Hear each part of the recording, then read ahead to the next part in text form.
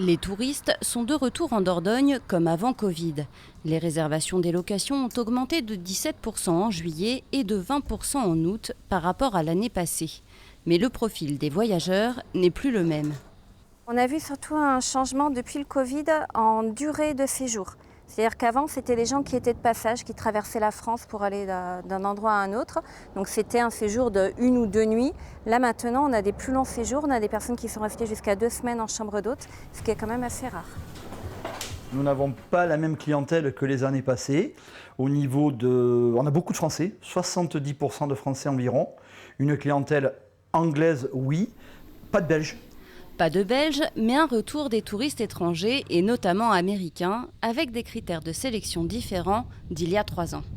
La première demande, c'est des espaces extérieurs et privatifs. Ça, c'est vraiment le critère qui ressort. On recherche vraiment de l'intimité. Mais les logements privatifs n'ont pas été les seuls à renouer avec les touristes cet été.